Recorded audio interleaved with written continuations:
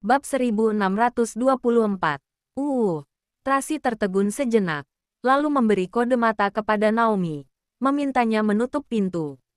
Naomi menutup pintu kamar dan menjaga di pintu. Dokter Heidi, kenapa Anda berkata demikian?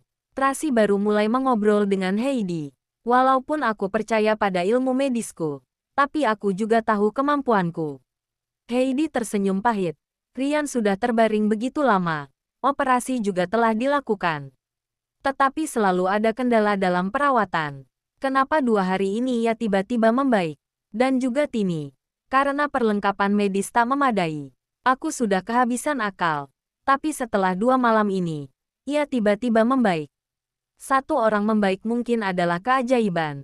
Tapi 2 orang membaik dalam waktu bersamaan. Pasti ada dokter ajaib yang ikut campur. Ini. Tracy tak ingin Dr. Heidi mengetahui masalah tabib dewa, tapi ia juga merasa tak bisa menjelaskan. Setelah terdiam beberapa saat, ia berkata lagi, sebenarnya ini tidak penting. Kakakku mengundangmu untuk menyembuhkan Tini. Sekarang Tini sudah membaik. Anda juga dapat memberi pertanggungjawaban padanya. Bagaimana Anda bisa tahu? Kakakmu yang mengundangku kemari. Heidi sangat terkejut. Ia sama sekali tidak membocorkan petunjuk apapun. Di saat ini, jika bukan kakak yang membantu, siapa yang bisa mengundangmu? Tracy tersenyum cerah. Bagaimanapun, keluarga Amberson dan keluarga Wollens sudah mengeluarkan ultimatum. Dunia medis tak ada yang berani ikut campur. Jika bukan ada perlindungan dari kakak, memangnya Anda berani datang? Benar juga, ketika membicarakan ini, Heidi cukup emosional. Bayaran untuk perawatan adalah masalah kedua. Masalah utama adalah resikonya. Tapi karena Tuan El bisa melindungiku, maka aku juga tak perlu takut. Benar sekali. Tracy menghela napas. Karena kakak mengutus Anda kemari, maka rawatlah dengan tenang. Aku akan menjelaskan padanya tentang hal lainnya. Jangan-jangan tabib dewa datang membantu. Tiba-tiba Heidi bertanya. Tracy tertegun. Ia sama sekali tak menyangka Heidi tahu hal ini. Tampaknya tebakanku benar. Heidi sangat bersemangat. Sejujurnya, uang sudah tak penting bagiku. Kenapa aku menerima perintah ini? Karena tak hanya Tuan Lorenzo yang mencariku langsung. Ada juga alasan penting lainnya, yaitu aku ingin belajar dari tabib dewa, dokter medis legendaris itu. Ini, Anda tenang saja. Aku tidak akan membocorkannya pada siapapun, termasuk Tuan Lorenzo. Heidi agak bersemangat. Jika tidak, ia akan memintaku pulang ke negara Maple lebih cepat. Aku jadi tidak bisa bertemu dengan tabib dewa. Bagus kalau begitu. Tracy menghela napas lega. Begitu lama berhubungan dengan Heidi, ia baru tahu Heidi adalah orang yang berperasaan. Tidak menyukai keuntungan dan reputasi, ia sangat menyukai ilmu kedokteran dan tidak suka saling menipu. Jadi, ucapannya ini seharusnya tulus. Kalau begitu Heidi baru saja ingin bicara. Ponselnya berdering, ia menjawab telepon dan mau tak mau terkejut. Apa? Aku akan segera ke sana. Setelah menutup telepon, Heidi berkata kepada Tracy. Nona Tracy, aku harus pergi. Kenapa? Tanya Tracy. Teman baikku, Nona Friska. Terjadi sesuatu dengannya. Aku harus segera ke sana. Heidi sangat cemas. Kamu tenang saja. Aku tahu kalian dan keluarga Amberson saling berselisih. Aku bersumpah, tidak akan membocorkan informasi apapun. Keluarga Amberson seharusnya tidak tahu Anda membantuku kan? Tanya Tracy dengan gelisah. Tidak tahu. Heidi menggelengkan kepala. Masalah ini, mereka tidak boleh tahu. Begitu tersebar, aku juga akan kesulitan. Kamu tenang saja. Aku mengerti. Kalau begitu, cepatlah pergi. Tracy berkata sambil mengernyitkan kening. Nona Friska seharusnya sangat membutuhkanmu sekarang. Baik, Heidi menganggukkan kepala, lalu lekas membereskan barang. Tracy meminta orang mengantarkannya turun bukit, juga memilih mobil bersih dan aman untuk digunakannya. Naomi bertanya dengan cemas. Dr. Heidi tidak akan membocorkan informasi kan? Tidak akan. Dia adalah orang yang pintar. Tracy yakin sekali. Bab 1625.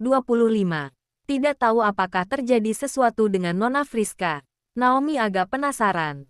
Bukankah dia dan Billy Jangan-jangan setelahnya terjadi sesuatu. Tracy merenung selama beberapa detik, lalu mendesah.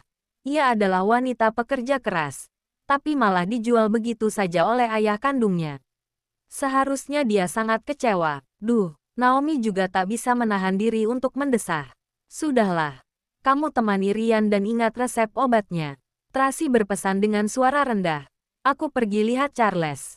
Ya, Tracy kembali ke kamar mandi dan mengganti pakaian.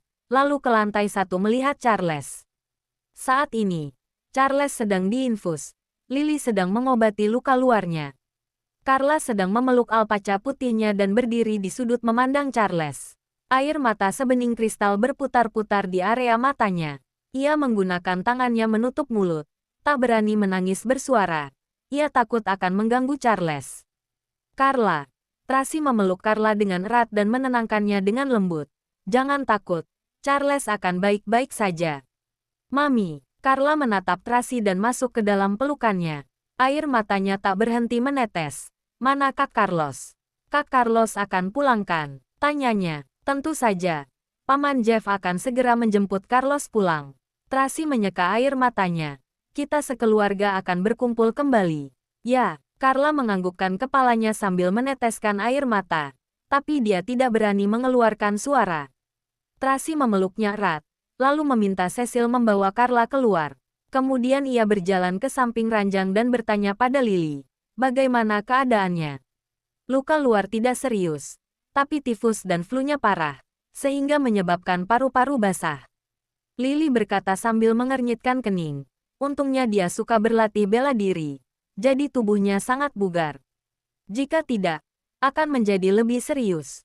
Setelah berhenti sejenak, Lily mengalihkan topik. Perlengkapan medis di rumah ini sudah cukup. Nanti aku bawa obatnya kemari.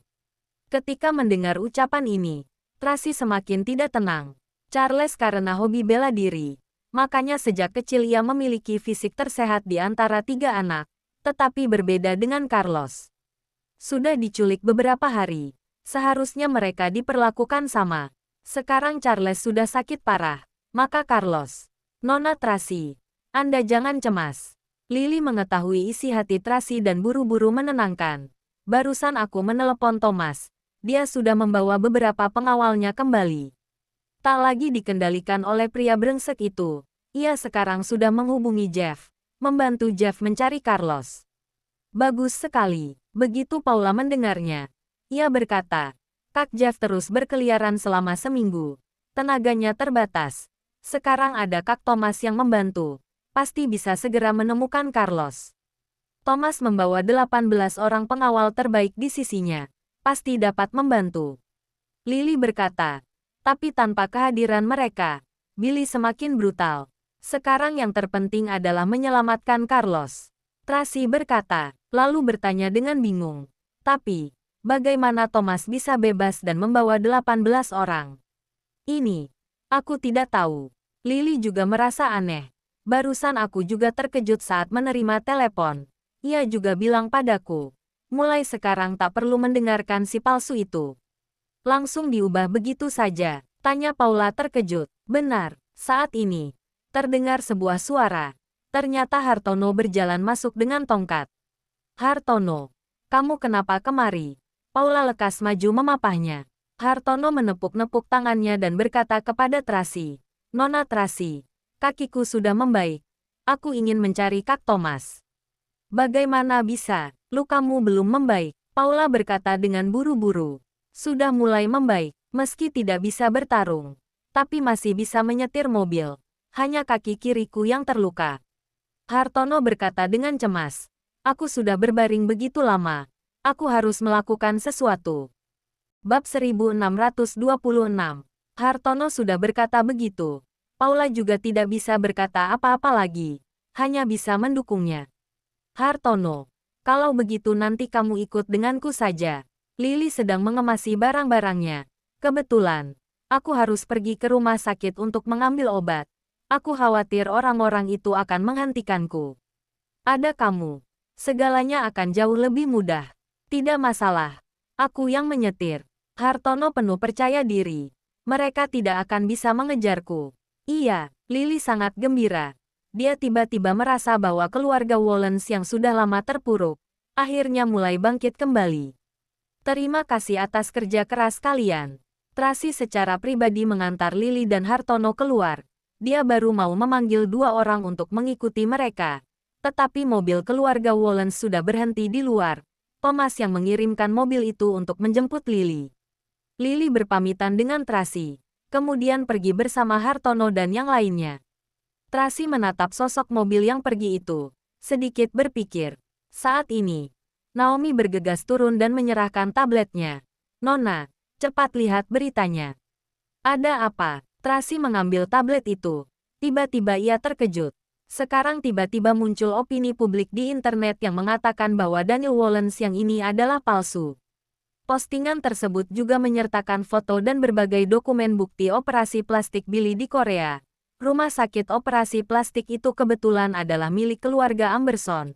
Juga dikatakan bahwa Billy dan Samuel bekerja sama untuk merebut harta keluarga Wollens. Dokumennya masuk akal. Buktinya cukup dan menyebar dengan sangat cepat. Sekarang sudah tersebar kemana-mana. Meski penyebarannya hanya dari media dan netizen biasa, namun sudah menimbulkan pusaran opini publik yang sangat besar. Ada yang membantu kita. Naomi terkejut. Apa mungkin Tuan? Seharusnya kakak. Tracy sangat gembira. Sudah kubilang. Bagaimana mungkin Thomas bisa tiba-tiba bebas dari kendali Billy? Membawa 18 pengawal keluar. Dan menyuruh Lily untuk melawan Billy. Pasti kakak yang bertindak dan memberi petunjuk. Baguslah. Naomi berkata sambil tersenyum. Akhirnya, situasi membaik. Tapi, butuh beberapa waktu agar opini publik ini bisa menimbulkan efek. Keluarga Amberson dan Billy masih memiliki kesempatan untuk melakukan sesuatu. Tracy tidak berani senang terlalu awal. Aku masih harus menyelamatkan Carlos sesegera mungkin. Kalau tidak, aku tetap akan menjadi pihak yang pasif. Thomas sudah pergi untuk membantu. Pasti bisa segera menyelamatkan Carlos. Naomi menghibur. Nona istirahat dulu saja. Jangan sampai sakit. Aku mau menemani Charles. Tracy melihat Charles yang sedang tertidur. Ia merasa sangat bersalah. Kamu lihat, dia bahkan masih mengerutkan kening saat tidur. Dia pasti sangat takut. Sepertinya sedang bermimpi. Naomi melihat mulut kecil Charles bergerak. Tracy segera mendekat untuk mendengarkannya. Dia sadar Charles sedang memanggil. Papi, papi. Pada saat itu, di dalam hutan, Daniel seperti mendengar panggilan Charles. Ia tiba-tiba terbangun dari mimpinya. Kepalanya berkeringat deras. Terlihat ketakutan. Dia bermimpi Carlos dan Charles sedang berusaha melarikan diri. Di belakang ada orang jahat yang mengejar mereka. Di kedua sisi ada serigala dan harimau lapar mengepung mereka. Karena panik, Charles terjatuh dari tebing. Mimpi buruk. Dewi bersandar di kursi bambu. Menggoyang-goyangkan kakinya sambil menggerogoti kaki babi. Mulutnya penuh noda minyak. Tetapi dia tetap menggerogoti dengan nikmat. Terkadang juga menjilat jarinya. Daniel tidak menjawabnya. Hanya mengangkat kepalanya dengan susah payah. Melihat laptop di depannya. Tolong, terus bantu aku mengoperasikan laptopnya. Istirahatlah. Dewi sedikit tidak sabar. Aku sudah membantumu selama beberapa jam. Baru ada waktu untuk bernapas sebentar. Masa sudah harus mulai lagi? Situasinya berbahaya sekarang. Harta keluargaku akan direbut orang. Putraku juga belum diselamatkan. Bagaimana aku bisa punya waktu untuk beristirahat? Daniel panik. Kamu cepatlah. Hei, jangan berteriak padaku ya. Dewi berbisik dengan tidak senang. Kalau bisa, kamu bangun dan operasikan sendiri saja. Kamu, Daniel sangat marah hingga paru-parunya mau meledak. Kalau dia bisa mengangkat tangannya, dia tidak akan merendahkan diri untuk memohon padanya. Bab 1267. Karena terpaksa oleh situasi. Tidak peduli betapa tingginya harga diri Daniel. Dia hanya bisa menahan amarahnya dan memohon padanya dengan hati-hati. Aku tidak bisa bergerak sekarang. Hanya bisa meminta bantuanmu. Tabib dewa yang baik hati dan mulia. Tolong bantulah aku. Nah, begini baru benar. Dewi mengangkat sudut bibirnya dengan puas. Jangan khawatir. Tunggu sampai aku selesai memakan kaki babi ini. Aku akan membantumu. Daniel tidak bisa berkata apa-apa. Ternyata hal yang terpenting bagi wanita ini adalah makan. Sebelumnya dia membantunya mengoperasikan laptop selama 1 jam. Lalu dia bilang mau pergi makan. Saat Daniel bangun tidur, dia sudah menghabiskan sepanci nasi daging babi. Sekarang masih menggerogoti kaki babi. Apakah dia mau makan sampai matahari terbenam? Daniel sangat frustrasi. Dia menatap laptop yang berada tepat di depannya. Tetapi dia tidak bisa bergerak. Dia mencoba mengangkat tangannya. Tetapi tangannya seperti dipaku. Meskipun sudah berusaha sekeras apapun, tetap tidak bisa bergerak. Sekarang seluruh tubuhnya hanya kepala dan leher yang bisa bergerak. Bahkan memegang laptop pun dia tidak bisa. Setelah mencoba untuk waktu yang lama, selain membuat dirinya berkeringat di sekujur tubuh, yang lainnya tidak bisa dilakukan. Sudah, sini aku bantu. Dewi akhirnya selesai memakan kaki babi itu, mencuci tangan, dan datang untuk membantu. Cepat, buka emailku dulu. Di halaman web ada histori akun. Masukkan kata sandi. Sama seperti yang aku sebut sebelumnya. Sudah lewat beberapa jam. Kamu pikir aku masih ingat? Kata sandinya adalah, bicara pelan-pelan. Panjang sekali. Aku mana mungkin ingat. Apa kamu ikan mas? Hanya punya ingatan selama 7 detik. Kalau kamu bicara omong kosong lagi, aku tidak akan membantumu lagi. Oke. Aku sebutkan pelan-pelan. Sebutkan huruf demi huruf. Oke, aku beritahu ya. Biaya ini akan dihitung secara terpisah dari biaya pengobatan. Nanti aku akan menulisnya di buku catatanku. Kamu sudah menginginkan setengah dari harta kekayaanku. Masih mau tambah lagi? Memangnya tidak boleh minta 60%, 70% atau lebih dari itu? Kejam, hehe. Ini namanya orang yang mampu melakukan lebih banyak pekerjaan. Aku tidak percaya. Aku tidak bisa menghadapimu. Daniel menggertakkan giginya dan bergumam. Apa katamu? Tidak. Aku bilang. Kamu sungguh berprestasi. Sial. Kata sandimu panjang sekali. Sangat merepotkan. Salah ketik lagi. Sungguh menjengkelkan. Malam ini, saat pergi ke villa sisi utara, cari resep obat itu dan sembuhkan aku secepat mungkin. Agar kamu tidak perlu selelah ini. Kamu pikir aku tidak mau? Aku sudah mencari di seluruh tubuh orang koma itu, tapi tetap tidak menemukan resepnya. Mungkin disimpan oleh Naomi. Mungkin mereka telah menyadari bahwa kamu pergi ke sana, tapi mereka tidak mempertimbangkan masalah ini sebelumnya. Malam ini harusnya mereka akan menaruh resepnya di baju Rian. Coba kamu cari lagi. Kalian ini benar-benar merepotkan. Melakukan sesuatu dengan menebak-nebak. Rumit sekali. Kalau begitu, kamu antar aku kembali ke villa sisi utara. Tidak akan rumit. Jangan bermimpi. Jika kamu kembali, dari mana aku akan mendapatkan setengah hartaku itu? Keluarga Wallace sekarang sudah dikuasai orang lain. Apa kamu masih punya uang untuk diberikan padaku? Baguslah kalau kamu tahu. Cepatlah. Rasanya sekarang semua harta asetmu itu semuanya milikku. Daniel sungguh kehabisan kata-kata. Kenapa mendadak menjadi miliknya? Katakan kata sandinya lagi. Cepat. Kamu bisa lebih fokus tidak? Hanya 14 huruf. Kamu sudah berkali-kali mengetiknya, tapi tidak pernah benar.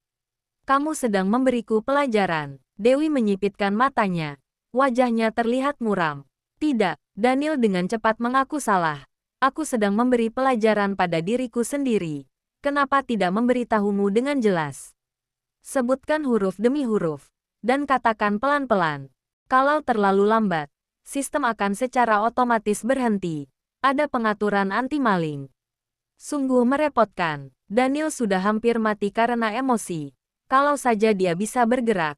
Kalau saja otak Dewi bisa sedikit lebih normal. Kalau saja tingkat kecerdasannya bisa mencapai tingkat sekolah dasar. Dia juga tidak akan seperti ini.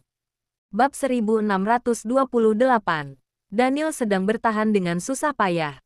Sementara di sisi lain, Tracy sedang memperhatikan berita di internet. Situasi opini publik sebelumnya menguntungkan mereka, tetapi 1 jam yang lalu, mereka mulai membersihkan postingan yang mempertanyakan identitas Billy. Jika keluar berita baru pun akan segera dihapus. Dengan cepat, postingan-postingan itu sudah hampir dihapus semuanya. Naomi menghela napas. Keluarga Amberson memang tokoh besar di industri media. Dengan cepat mereka sudah mengendalikan arah opini publik. Itu hanya salah satunya. Tracy mengerutkan kening. Aku pikir orang yang merilis opini itu sepertinya telah berhenti. Berarti bukan kakak yang melakukannya. Kakak tidak pernah melakukan sesuatu setengah-setengah. Bukan Tuan. Lalu, siapa? Naomi sangat penasaran. Aku juga tidak tahu. Mungkin orang suruhan Direktur Tony atau Paman Sanjaya. Tracy menebak.